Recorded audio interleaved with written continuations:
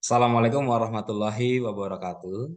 Bapak dan Ibu, pada video kali ini saya akan berbagi bagaimana kita perlu menyiapkan kerangka pembelajaran yang akan kita interaktifkan di live worksheet.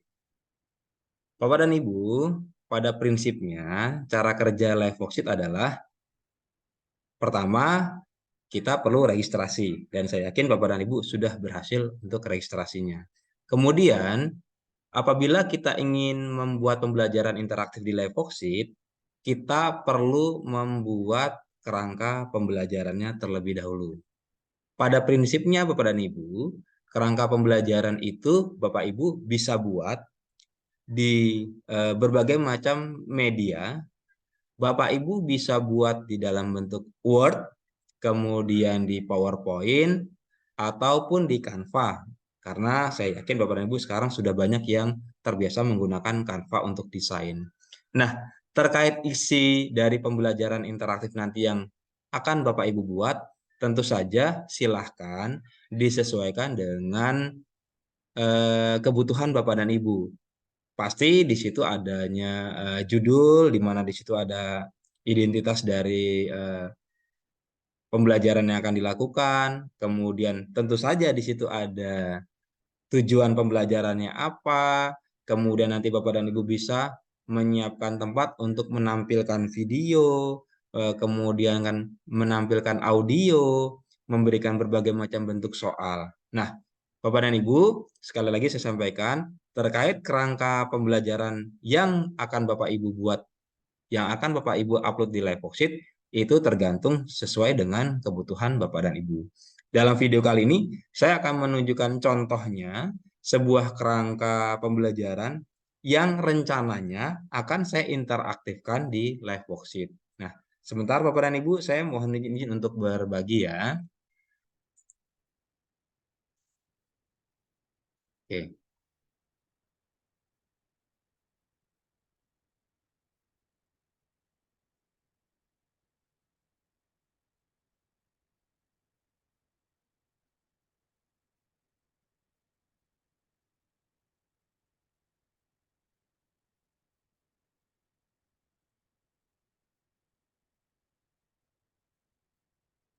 Oke, baik Bapak dan Ibu, ini adalah contoh kerangka pembelajaran yang saya buat sebelumnya di Canva, Bapak dan Ibu. Ya, ini saya perkecil ketampilannya. Ini ada 9 halaman. Kenapa saya buat 9? Karena biasanya di live worksheet emang yang bisa masuk hanya 9 halaman, Bapak dan Ibu. Ya. Kemudian ini adalah halaman judulnya, berisi judul, kemudian di sini ada nama dan kelas yang nanti akan bisa diisi secara interaktif di live worksheet Bapak dan Ibu. Saya hanya menyiapkan kotaknya saja. Kemudian di halaman kedua saya memberikan tujuan pembelajaran. Kemudian saya berharap nanti ketika anak-anak membuka link live worksheet yang saya bagikan, anak-anak itu bisa melihat video Bapak dan Ibu. Maka saya buat tampilan TV di sini. Rencananya nanti di live worksheet akan muncul video di tampilan TV ini Bapak dan Ibu ya. Kemudian yang selanjutnya adalah saya berencana melampirkan sebuah link materi di aktivitas pembelajaran saya. Maka saya siapkan tempat untuk nanti anak bisa klik di link materi ini, nanti akan diarahkan ke sebuah link materi tertentu.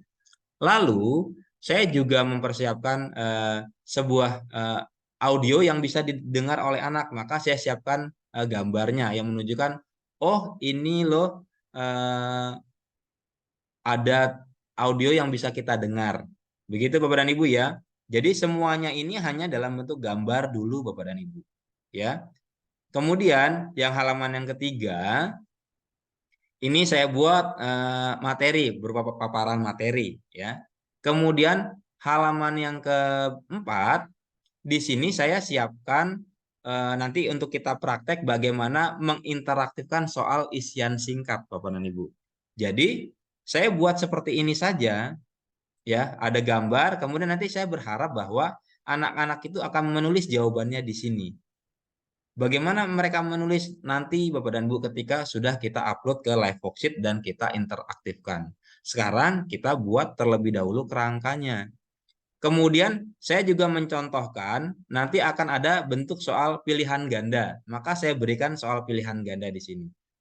Ini pun nanti di live worksheet akan bisa interaktif, siswa kita tinggal klik pada pilihan ABCD. Ya, tetapi di sini kita buat saja soal seperti biasa Bapak dan Ibu. Kemudian di halaman berikutnya halaman 5, saya buat tipe soal yang checklist Bapak dan Ibu. Contohnya soal nomor 1, manakah lambang sila ke-1? Ya. Nah, di sini kan anak-anak nanti memilih.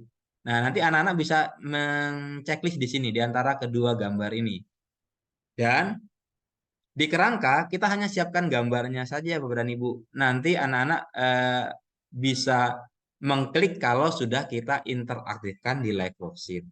Berikutnya, ini adalah saya juga siapkan tipe soal menjodohkan. Ya, di mana saya hanya buat gambar begini saja. Nanti kalau sudah di live worksheet, ini bisa kita interaktifkan dengan cara siswa bisa menarik garis. Ya. Artinya di sini garis tidak kita siapkan di gambar, tetapi nanti ketika di live worksheet siswa bisa menarik garis. Saya lanjut Bapak dan Ibu. Nah, yang selanjutnya adalah saya siapkan untuk contoh soal syarat lepas. Syarat lepas ini maksudnya bagaimana Bapak dan Ibu? Di sini ada kotak-kotak yang kosong sebagai tempat menjawab. Kemudian di atasnya ini ada beberapa pilihan. Nah, pilihan-pilihan ini nanti ketika di live worksheet, ketika kita sudah interaktifkan, pilihan-pilihan ini bisa kita tarik-tarik Bapak dan Ibu. Jadi misalnya saya mau menjawab yang mata gitu ya. Mata ini, maka yang kotak yang mata ini saya bisa seret sampai ke yang kosong di sini. Misalnya begitu Bapak dan Ibu ya. Atau saya mau menjawab yang sayap yang ini.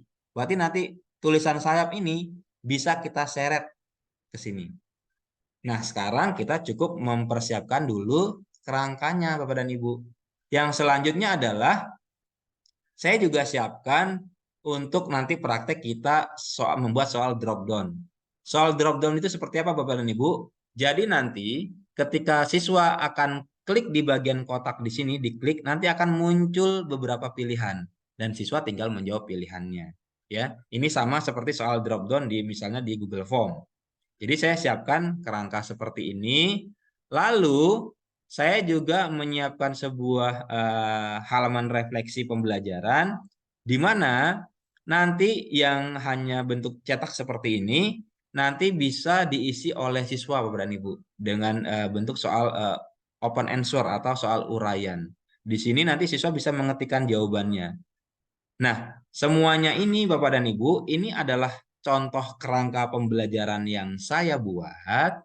Nah, Bapak dan Ibu, silahkan Bapak Ibu buat kerangka pembelajarannya. Di mana membuatnya? Bebas Bapak dan Ibu. Bapak dan Ibu boleh membuatnya di misalnya di Word, Microsoft Word gitu ya. Kalau misalnya Bapak dan Ibu memang terbiasa menggunakan Microsoft Word.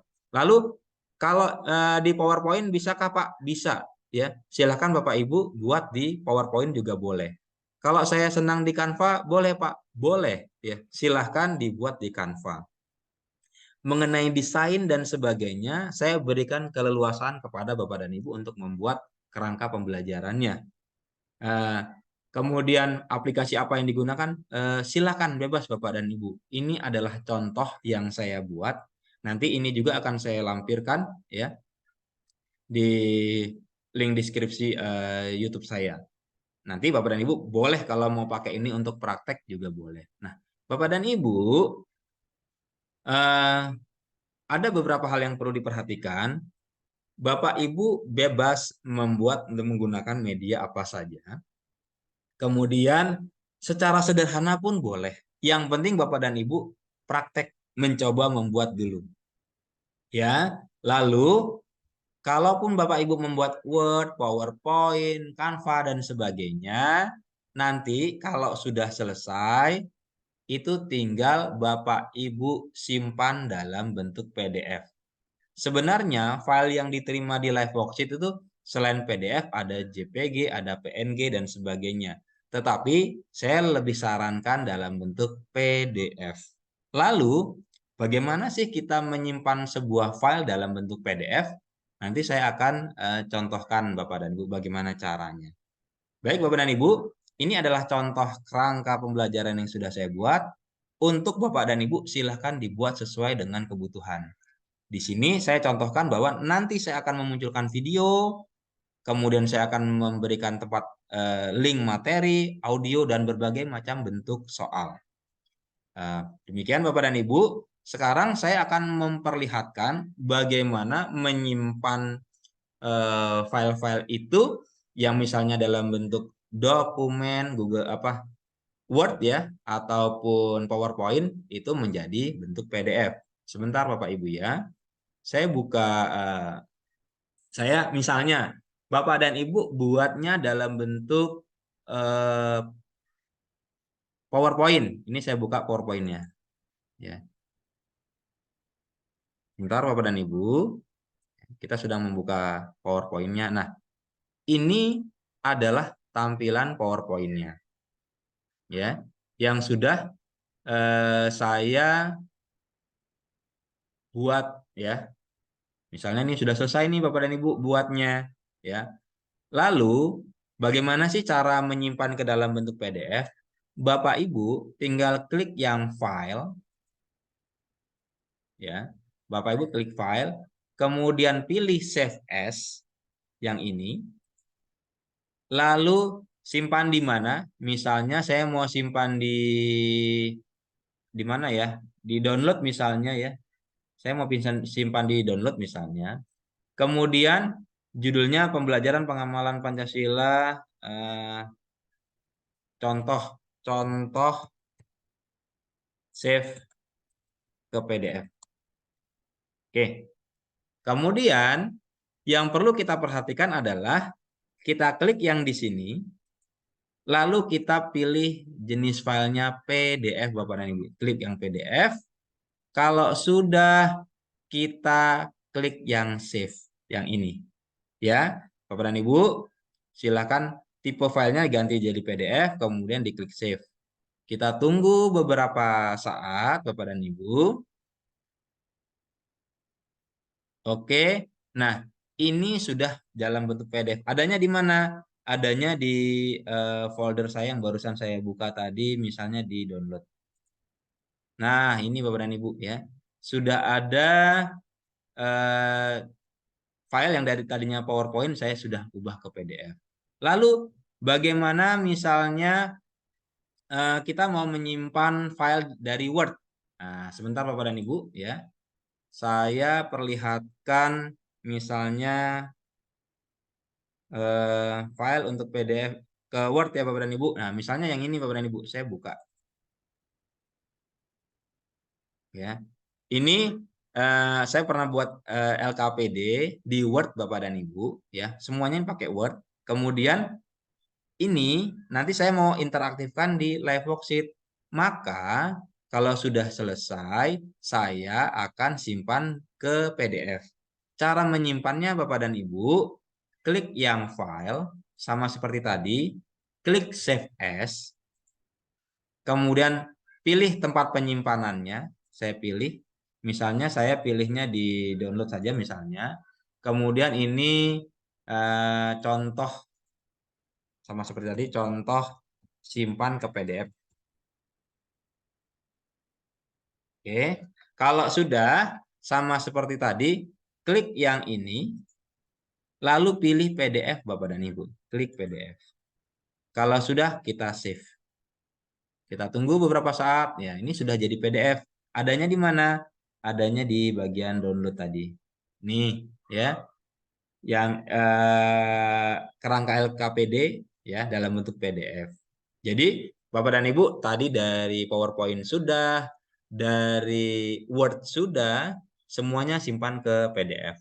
Lalu, kalau misalnya Bapak dan Ibu membuatnya di Canva, ya, seperti ini misalnya Bapak dan Ibu, ya. Ini adalah tampilan Canva saya, ya. Ini saya buat desainnya di Canva, ya. Halaman pertama halaman judul, Halaman kedua ada tujuan pembelajaran, ada gambar TV, nanti saya harapkan muncul video. Halaman ketiga materi saya berikan di situ. Halaman keempat sampai halaman ke-9 itu berbagai macam bentuk soal, ya. Ini kan sudah selesai Bapak dan Ibu. Lalu bagaimana kita menyimpannya dalam bentuk PDF? Sebenarnya Bapak dan Ibu, di Canva itu kita bisa simpan dalam bentuk PDF secara langsung. Caranya adalah klik bagikan, lalu Bapak Ibu eh, scroll ke bawah, klik lainnya, lalu Bapak Ibu boleh klik yang unduh juga boleh, ya. Klik yang unduh, kemudian pilihnya PDF standar. Kalau sudah, tinggal diunduh Bapak dan Ibu, ya, tinggal diunduh. Jadi PDF standar tinggal diunduh. Kita unduh misalnya, ya. Kita tunggu beberapa saat.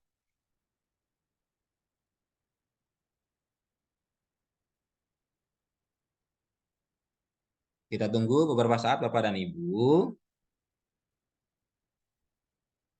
Sudah selesai ini ya, sudah selesai artinya kita tinggal buka folder unduhan kita. Kita coba buka di sini, ya. Saya buka. Nah, di sini sudah ada nih Bapak dan Ibu nih, pembelajaran pengalaman Pancasila. Ini baru saja saya unduh, ya, dari Canva. Namun Bapak dan Ibu perlu diperhatikan kembali ketika kita di Canva, ya. Terkadang hasil file unduhan di Canva itu begitu besar Bapak dan Ibu. Bisa lebih dari 10 MB. Sedangkan file PDF yang bisa kita masukkan ke dalam Levoxit itu dibatasi hanya 5,5 MB. Lalu bagaimana mengakalinya Bapak dan Ibu? Bapak Ibu, ketika Bapak Ibu tadi unduh secara langsung, itu filenya cukup besar. Itu hasilnya hampir 10 MB kalau yang punya saya. Boleh sih kita kompres di online.